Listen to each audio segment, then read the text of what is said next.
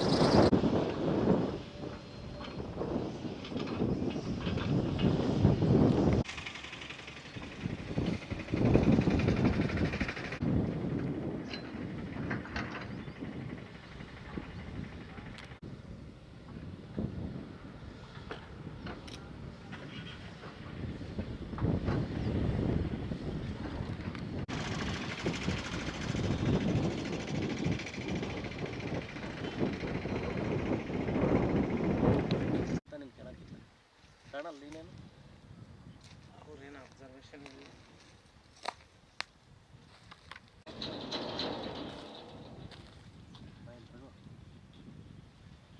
ಎಂಟೆ ಆಗಿದೆ.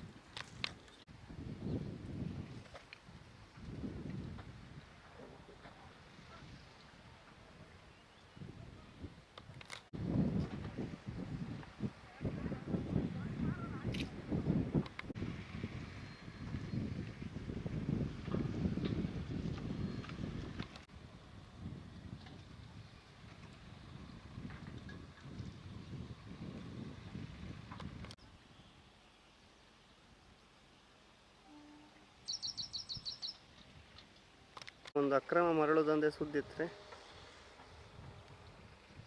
ಹೇಳ್ರಲ್ಲ. ಹೌದ್ರಾ, ನಾನು ಮಾಡ್ತೀನಿ ತಡ್ರಿ.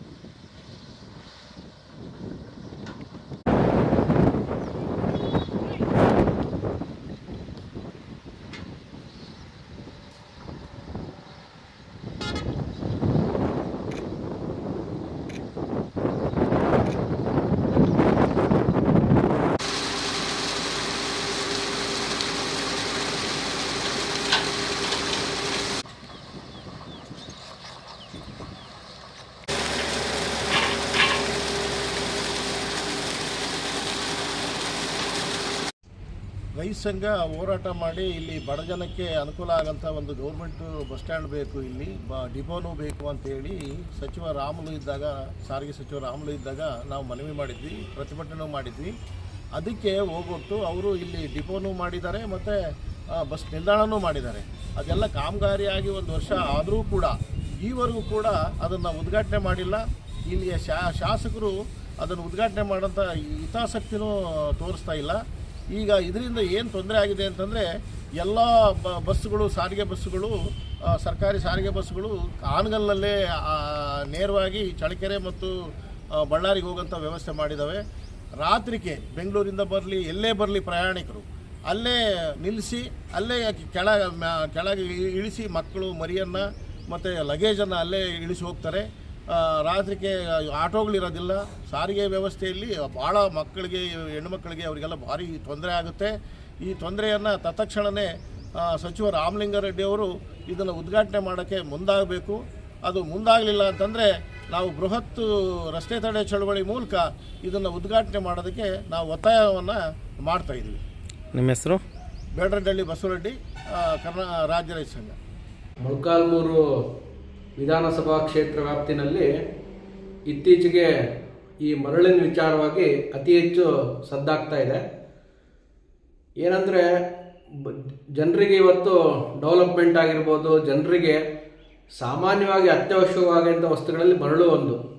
ಬಟ್ ಎಲ್ಲೋ ಒಂದು ರೀತಿಯಿಂದ ಇದನ್ನು ಕೃತಕವಾಗಿ ಅಭಾವ ಸೃಷ್ಟಿ ಮಾಡೋ ಅಂಥದ್ದು ನಿರಂತರವಾಗಿ ನಡೀತಿದೆ. ಅದು ಜೊತೆಗೆ ಇದು ದಂಧೆಯಾಗಿ ಪರಿಣಮಿಸಿದೆ ಈ ಕ್ಷೇತ್ರದಲ್ಲಿ.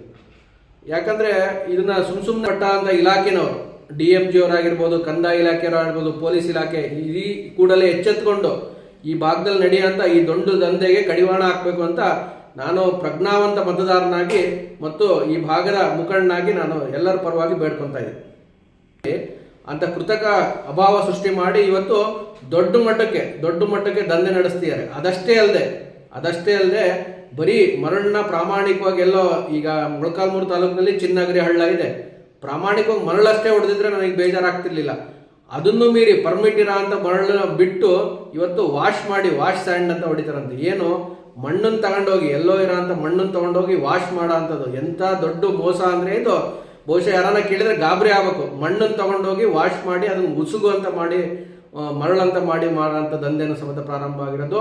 ಪಕ್ಕದ ಈ ಆಂಧ್ರ ಏನು ಗಡಿ ಪ್ರದೇಶದಲ್ಲೂ ಸಮೇತ ಅಲ್ಲಿಂದ ಹೊಡೆದು ಮಾರಾಟ ಮಾಡೋ ಅಂಥದ್ದು ಮತ್ತು 40-50 ಅಡಿ ಆಳಕ್ಕೆ ತೋಳೋ ಅಂಥದ್ದು, ಎಲ್ಲಿ ಲೀಗಲಿ ಇಲ್ಲದಂಥ ಜಾಗದಾಗೆಲ್ಲ ಸಮೇತ ತೋಡೋ ಅಂಥದ್ರ ಮುಖಾಂತರ ಒಟ್ಟು ಈ ಕ್ಷೇತ್ರದಲ್ಲಿ ಬಹಳ ದೊಡ್ಡ ಮಟ್ಟದ ದಂಧೆ ಇದು ಪರಿಣಮಿಸಿದೆ. ಅದಷ್ಟೇ ಅಲ್ಲದೆ ಇವತ್ತು ಏನು ಮೊಳಕಾಲ್ಮೂರು ಕ್ಷೇತ್ರದಲ್ಲಿ ಅಭಿವೃದ್ಧಿ ಮರೀಚಿಕೆ ಆಗಿರೋಂಥ ದಿನ, 3 ವರ್ಷದಿಂದ ಯಾವುದೇ ರಸ್ತೆಗಳಿಗೆ ಅಭಿವೃದ್ಧಿ ಕಾರ್ಯಗಳು ನಡೆದಿಲ್ಲ.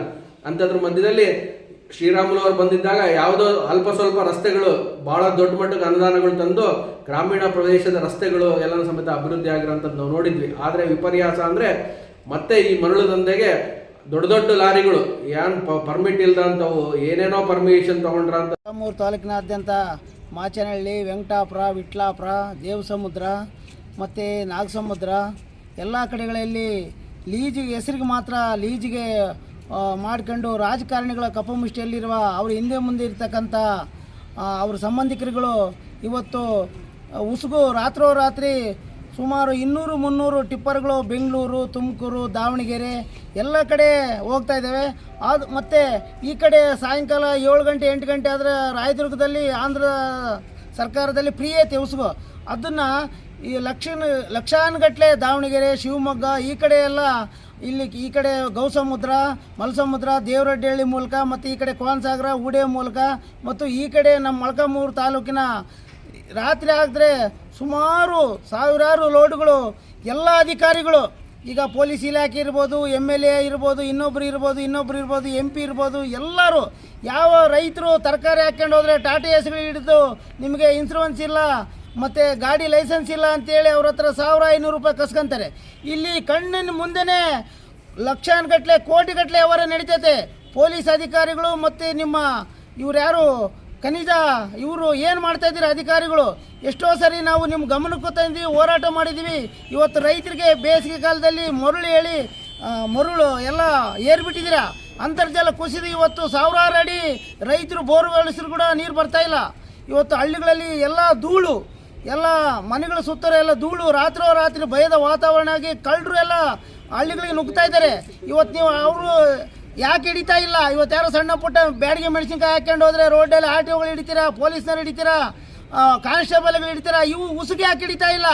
ಇವತ್ತು ನಮ್ಗೆ ಸಂಶಯ ಏನಪ್ಪ ಅಂದರೆ SP ಆಗಿರ್ಬೋದು, DG ಆಗಿರ್ಬೋದು, ಸರ್ಕಾರ ಆಗಿರ್ಬೋದು, ಇವತ್ತು ಉಸುಗು ಹೊಡಿಯೋಕ್ಕೆ ನೀವು ದಂಧೆ ಮಾಡೋಕ್ಕೆ ಇವತ್ತು ಸಪೋರ್ಟ್ ಕೊಡ್ತೀರಾ ಅಂತೇಳಿ ಇವತ್ತು ನಾವು ಕರ್ನಾಟಕ ರಾಜ್ಯ ರೈತ ಸಂಘದಿಂದ ನಿಮ್ಮನ್ನು ಉಗ್ರವಾಗಿ ಖಂಡಿಸ್ತಾ ಮುಂದಿನ ದಿನಗಳಲ್ಲಿ ಇವತ್ತೇನಾದರೂ ನಿಲ್ಲಿಲ್ಲ ಅಂದರೆ ನಾವು ನಿಮ್ಮ ವಿರುದ್ಧ ಹೋರಾಟ ಮಾಡ್ತೀವಿ ಅಂತ ಹೇಳ್ತಾ ನಾವು ಕರ್ನಾಟಕ ರಾಜ್ಯ ರೈತ ಸಂಘ ಎಚ್ಚರಿಕೆಯನ್ನು ಕೊಡ್ತಾ ಇದ್ದೀವಿ.